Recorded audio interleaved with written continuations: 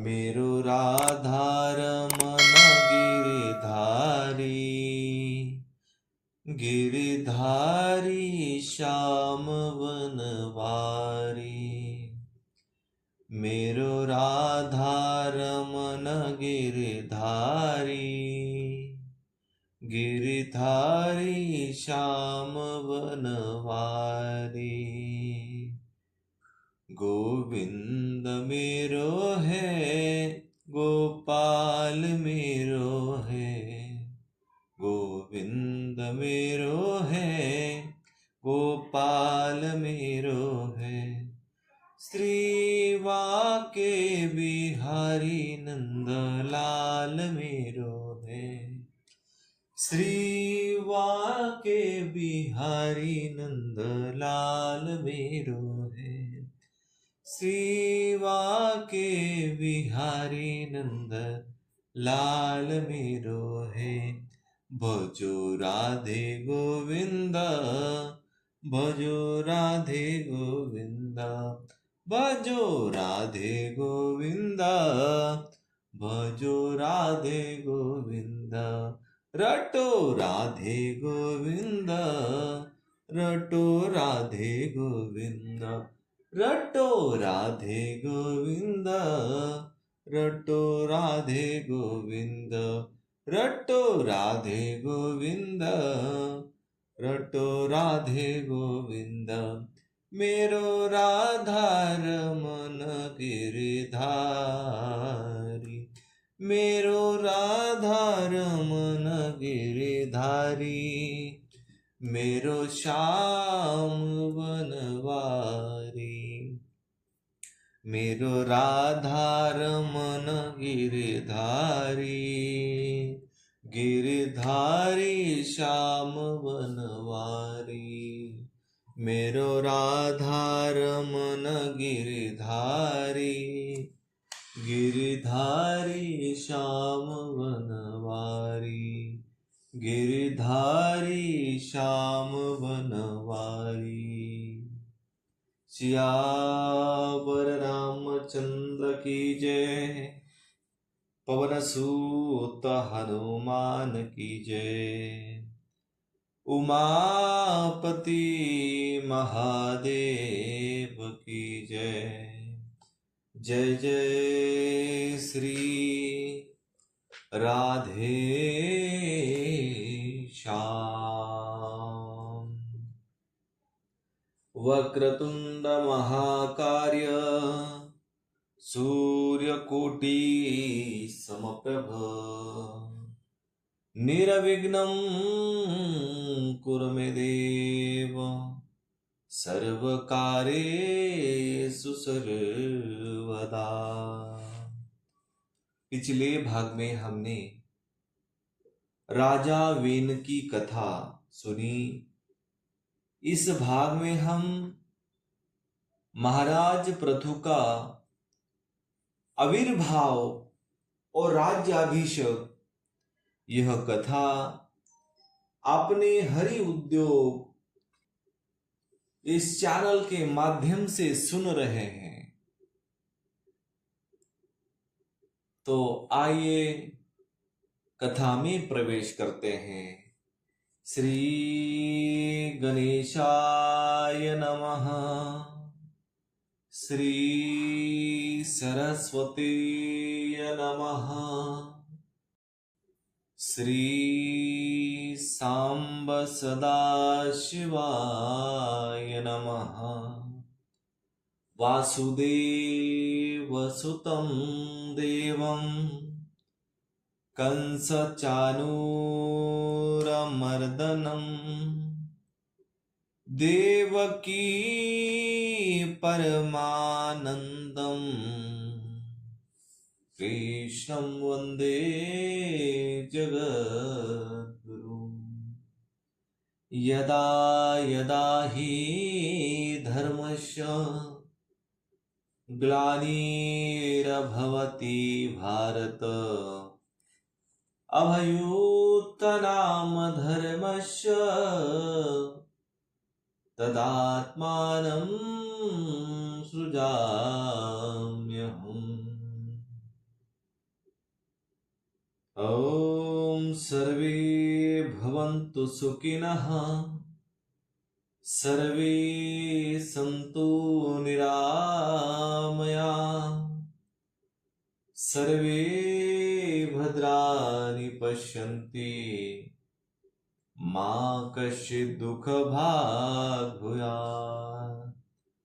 ॐ शान्तिः शान्तिः शान्तिः।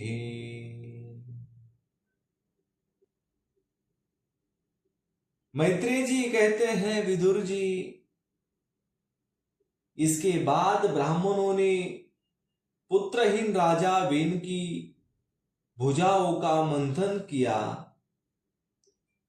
तब उनसे एक स्त्री पुरुष जोड़ा प्रकट हुआ। ब्रह्मवादी ऋषि उस जोड़े को उत्पन्न हुआ देख और उसे भगवान का अंश जानकर बहुत प्रसन्न हुए और बोले, ऋषियों ने कहा, यह पुरुष भगवान विष्णु की विश्वपालिनी कला से प्रकट हुआ है और यह स्त्री उन परम पुरुष की अनपायिनी मतलब कभी अलग न होने वाली शक्ति लक्ष्मी जी का अवतार है। इनमें से जो पुरुष है वह अपने सुयश का प्रथम विस्तार करने के कारण परम यशस्वी पृथु नामक सम्राट होगा। राजाओं में यही सबसे पहला होगा। यह सुंदर दांतों वाली एवं गुण और आभूषणों को भी विभूषित करने वाली सुंदरी इन पृथु को ही अपना पति बनाएगी। इसका नाम अर्ची होगा। पृथु के रूप में साक्षात श्रीहरि के अंश ने ही संसार की रक्षा के लिए अवतार लिया है और अर्ची के रूप में निरंतर भगवान की सेवा में रहने वाली उनकी नित्य सहचरी लक्ष्मी जी ही प्रकट हुई हैं। श्री मैत्रेय जी कहते हैं, विदुर जी, उस समय ब्राह्मण लोग पृथु की स्तुति करने लगे। श्रेष्ठ गंधर्वों ने गुणगान किया, सिद्धों ने पुष्पों की वर्षा की, अप्सराएं नाचने लगी, आकाश में शंख, मृदंग और दुधुम्बी आदि बाजे बजने लगे। समस्त देवता, ऋषि और पितर अपने अपने लोकों से वहां आए। जगत गुरु ब्रह्मा जी देवता और देवेश्वरों के साथ पधारे। उन्होंने वेन कुमार पृथु के दाहिने हाथों में भगवान विष्णु की हस्त रेखाएं और चरणों में कमल का चिन्ह देखकर उन्हें श्री हरि का ही अंश समझा, क्योंकि जिसके हाथ में दूसरी रेखाओं से बिना कटा हुआ चक्र का चिन्ह होता है वह भगवान का ही अंश होता है।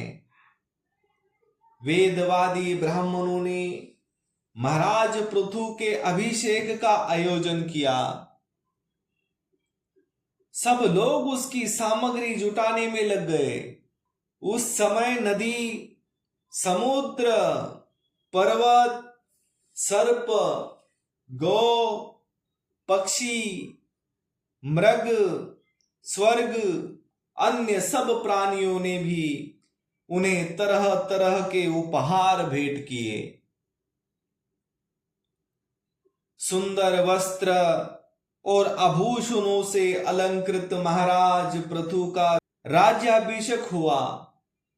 उस समय अनेकों अलंकारों से सजी हुई महारानी अर्ची के साथ वे दूसरे अग्निदेव ही सदृश जान पड़ते थे।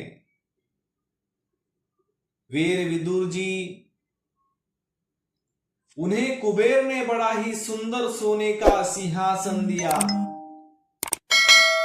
तथा वरुण ने चंद्रमा के समान श्वेत और प्रकाशमय छत्र दिया, जिससे निरंतर जल की फूहिया झरती रहती है।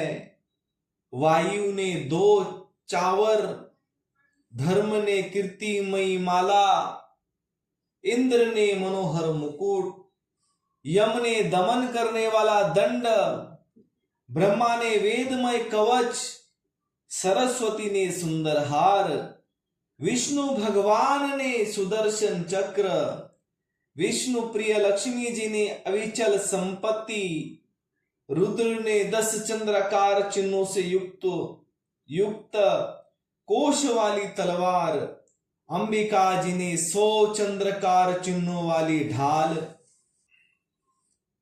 चंद्रमा ने अमृतमय अश्व, त्वष्टा मतलब विश्वकर्मा भगवान ने सुंदर रथ दिया, अग्निदेव ने बकरे और गौओं के सिंगों का बना हुआ सदृढ़ धनुष्य, सूर्य ने तेजोमय बाण,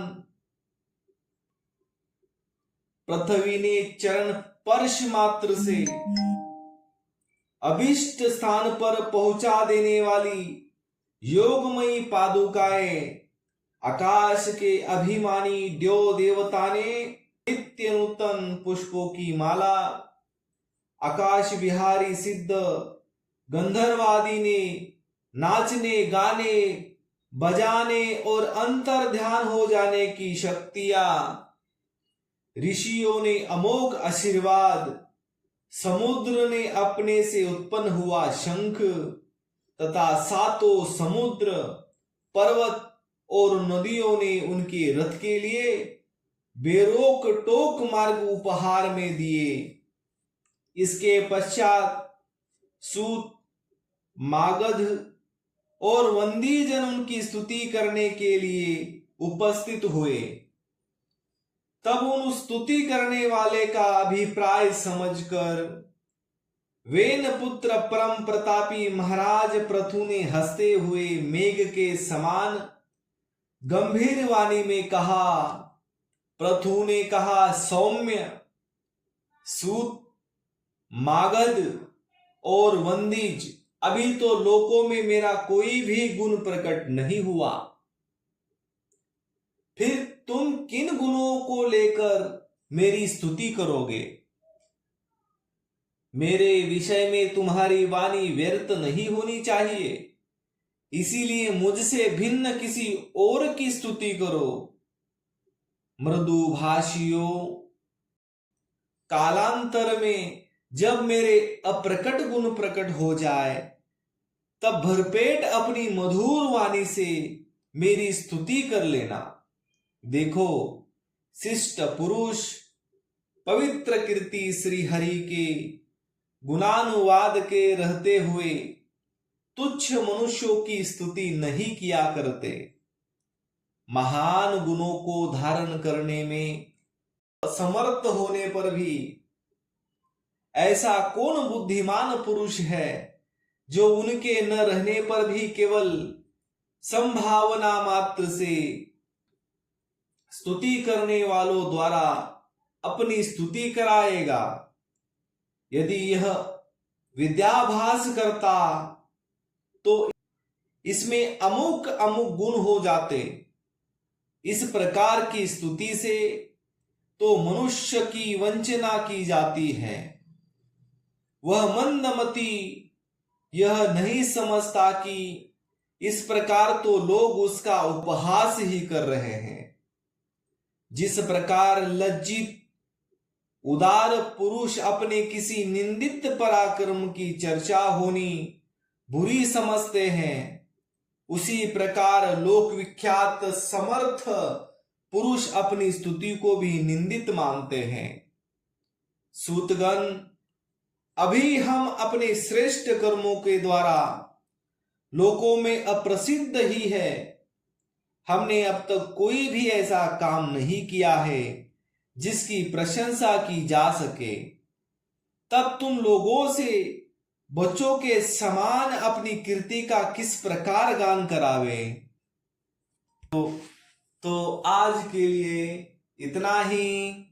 कर्पूर गौरम करुणावतारम संसार सारम भुजगेन्द्रहारम सदा वसंतम हृदयारविंदे भवं भवानी सहितं नमामि। सियावर रामचंद्र की जय, पवन सूत हनुमान की जय, उमापति महादेव की जय। जय जय श्री राधे श्याम। शेष चर्चा अगले भाग में।